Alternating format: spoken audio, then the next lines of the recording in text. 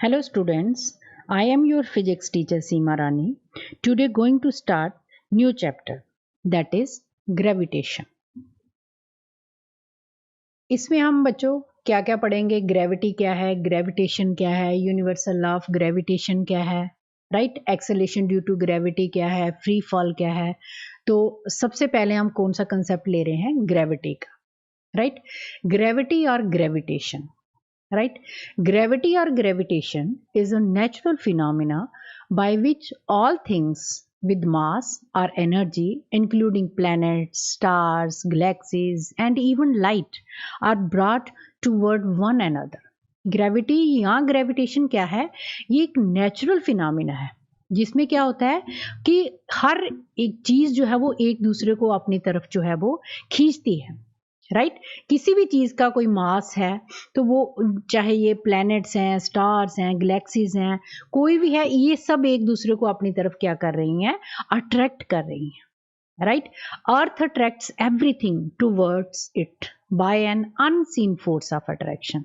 अर्थ जो है वो क्या करती है, हर चीज को क्या करती है, हम कोई भी चीज फेंकते हैं ऊपर तो वो क्या होता है, नीचे की तरफ आती है। एक unseen force of attraction, unseen means जो फोर्स ऑफ अट्रैक्शन हमें दिखती नहीं है, जो कि अर्थ में है, उसके द्वारा चीज कोई भी हम ऑब्जेक्ट ऊपर फेंकेंगे तो वो क्या होता है, नीचे आती है। This force of attraction is known as gravitation और ग्रेविटेशनल पुल, राइट इस फोर्स ऑफ अट्रैक्शन को हम क्या कहते हैं, ग्रेविटेशन और ग्रेविटेशनल पुल।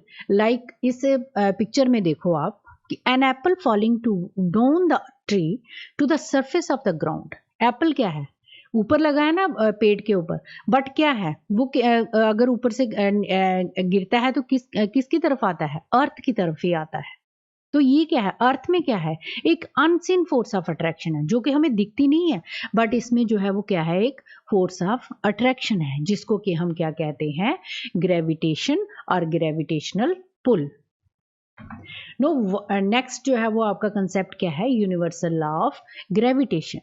इसको आपने क्लियरली जो है एज इट इज इस लॉ को जो है वो आपने लर्न करना है और लिखना है, राइट। तो इसकी स्टेटमेंट क्या है, न्यूटन ने दिया है ये लॉ हमें, क्या स्टेटमेंट है इसकी, every object in the universe attracts every object by a force of attraction.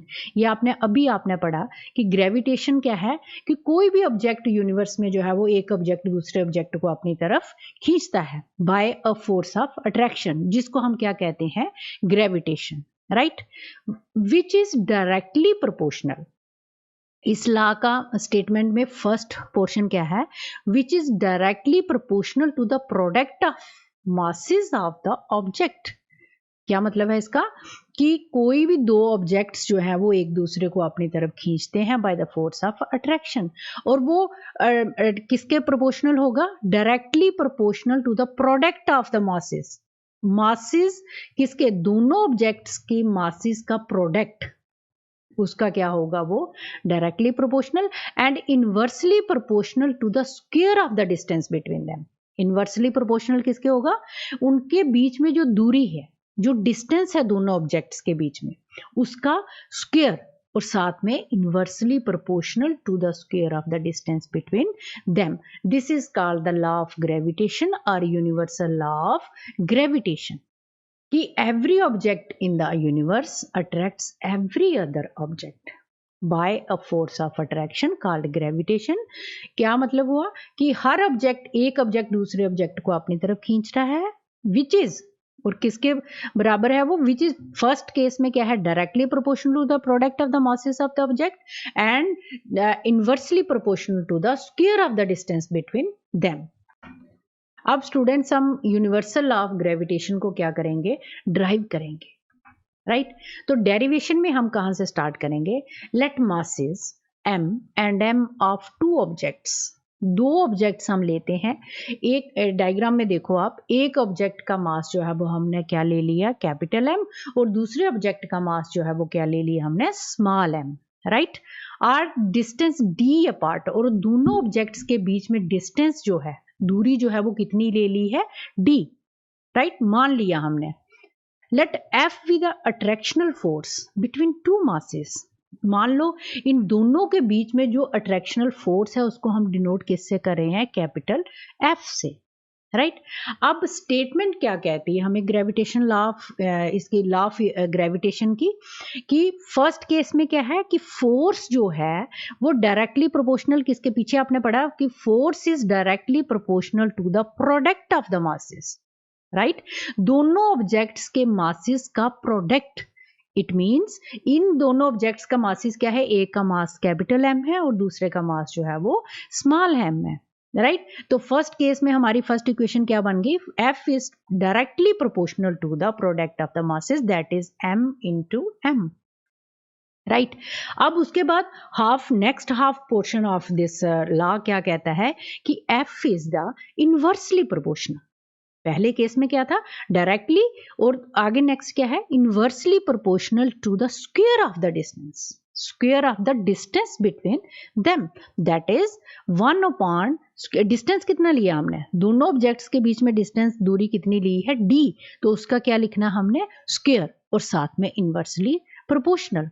ठीक है, वही चीज लिखी है मैंने यहाँ पे, एफ इज इनवर्सली प्रोपोर्शनल। जब इनवर्सली प्रोपोर्शनल होता है तो आपको पता है 1 अपॉन लिखते हैं, राइट, 1 अपॉन डी स्क्वायर आ गया, राइट। अब हम by combining these two equations हम क्या लिखते हैं, force is proportional to the M M divided by D square. दोनों इक्वेशंस को हमने कंबाइन किया तो सिंपली हमारे पास क्या आ गया, M M divided by D square, right. अब हम क्या करेंगे, प्रोपोर्शनैलिटी का साइन हटा के हम किसका साइन लगाएंगे, इक्वालिटी का। तो उसके लिए आपको पता है कि जब भी हम कभी प्रोपोर्शनैलिटी का साइन हटाते हैं तो उसकी जगह हम क्या लगाते हैं, इक्वालिटी का साइन के साथ साथ कांस्टेंट लगता है। तो वो कांस्टेंट हम यहाँ पे क्या लिखेंगे, कैपिटल जी, राइट, जिसको हम क्या कहते हैं, where G is the constant and is known as gravitational constant. G जो है वो एक कांस्टेंट है जिसका नाम क्या है, ग्रेविटेशनल कांस्टेंट। वैल्यू ऑफ जी क्या है, 6.67 इंटू 10⁻⁻11 न्यूटन मीटर स्क्वायर के पर केजी स्क्वायर। ठीक है, ये इसका वैल्यू, और ये वैल्यू फिक्स्ड है, ये आपने याद रखनी है, राइट। कैपिटल जी की वैल्यू क्या होती है, 6.67 इंटू 10⁻11। अब G is called universal gravitational constant. G को आप क्या कहते हो, यूनिवर्सल ग्रेविटेशनल कांस्टेंट। ठीक है, ये क्या होगी डेरिवेशन की, हम किस तरह से यूनिवर्सल, इसलिए हमारे पास अब क्या आ गया, ये यूनिवर्सल ऑफ ग्रेविटेशन का जो फाइनल जो हमारे पास फॉर्मूला क्या आ गया, F is equal to G M M divided by D square.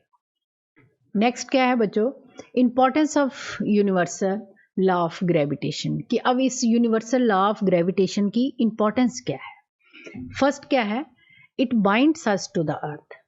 इसी लॉ के की हेल्प से ही हम क्या होते हैं कि जमीन के साथ जुड़े हुए हैं, अर्थ के साथ जुड़े हुए हैं, because of this universal law of gravitation, right.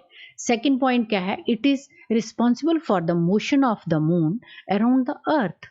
Moon जो है, आपको पता ही है कि मून जो है वो किसके इर्द गिर्द चक्कर लगाता है, अर्थ के। तो this is only due to the universal law of gravitation. इसी के कारण जो है वो मून जो है वो अर्थ के इर्द गिर्द चक्कर लगाता है। Next is it is responsible for the motion of planets around the sun. ये भी आपको पता है, सोलर सिस्टम में आपने पढ़ा ही है कि प्लैनेट्स जो है वो रिवॉल्व्स अराउंड द सन के इर्द गिर्द चक्कर लगाते हैं because of this universal law of gravitation. Next क्या है, gravitational force of moon causes tides in seas on earth. जो तिरंगे निकलती हैं समुद्रों में, आपने देखे हैं ना, सीज में जो है वो तिरंगे निकलती हैं, वो because of the universal law of gravitation. No, next concept is free fall. Free fall क्या है, when an object falls from any height under the influence of gravitational force only, it is known as free fall. free fall क्या है, simply जब भी कोई आप object किसी height पे जो है वो फेंकते हो तो वो क्या है, फ्रीली जो है वो नीचे की तरफ आती है।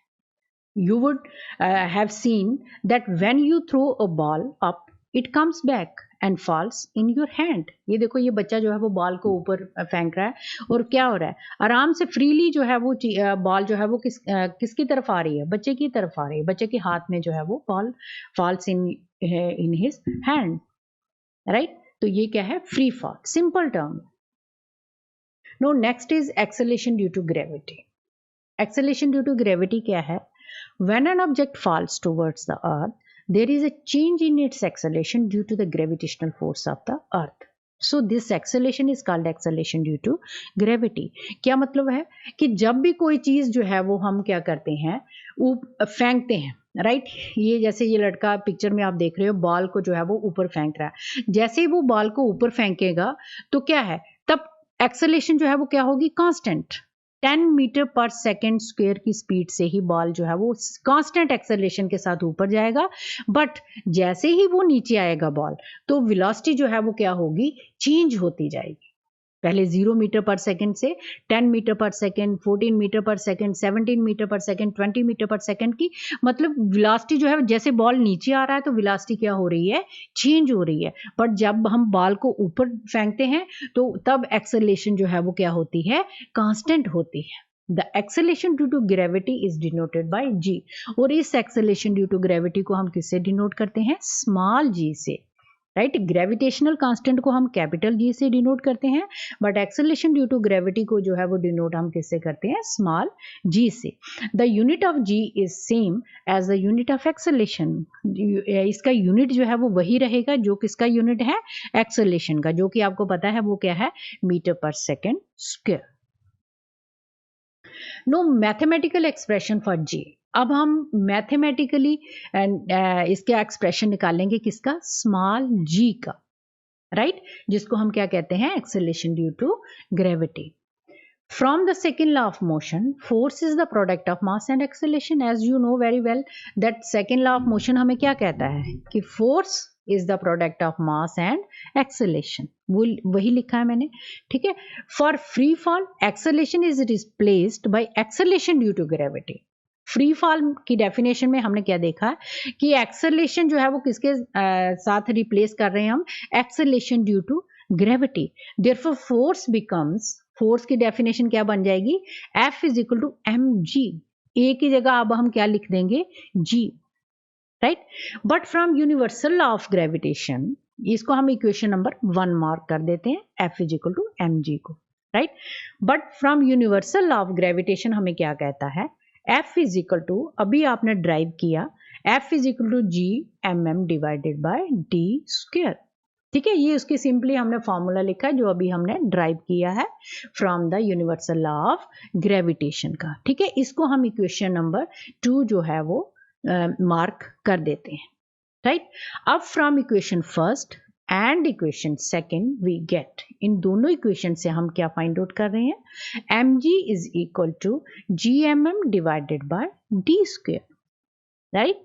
अब हम यहां से किसकी वैल्यू निकालेंगे, जी की, तो small G is equal to G M, M और एम गेट्स जो है वो दोनों एम, स्मॉल एम और कैपिटल एम क्या हो जाएंगे, सॉरी स्मॉल एम और स्मॉल एम दोनों लेफ्ट हैंड साइड और राइट हैंड साइड से क्या हो जाएंगे, कैंसिल हो जाएंगे। हमारे पास जी की वैल्यू क्या आएगी, G M divided by D square, right. ये किसकी वैल्यू आ गई, स्मॉल जी की, where M is the mass of the earth.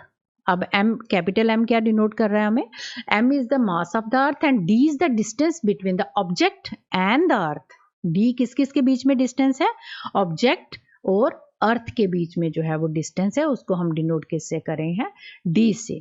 For objects near और on the surface of the earth, distance d is equal to the radius of the earth r, thus g is equal to gm divided by r square.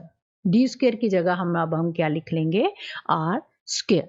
तो ये क्या है, mathematical expression कि किस तरह से हमने जी की वैल्यू निकाली। अब आपको कहीं किसी न्यूमेरिकल में पूछा जाएगा कि find out the value of G, तो आप यही फॉर्मूला जो है वो अप्लाई करके जो है वो उसकी वैल्यू जो है वो फाइंड आउट कर सकते। Factors affecting the value of G. अब कौन कौन से फैक्टर्स हैं जो effect the value of g कर रहे हैं, as the radius of the earth increases from the poles to the equator, the value of g becomes greater at the poles than at the equator. value of g की जो है वो हमेशा क्या होगी, ज्यादा होगी कहाँ पे, पोल्स पे, than at the equator. as we go at large heights, value of g जो है वो क्या होती जाएगी, डिक्रीज होती जाएगी।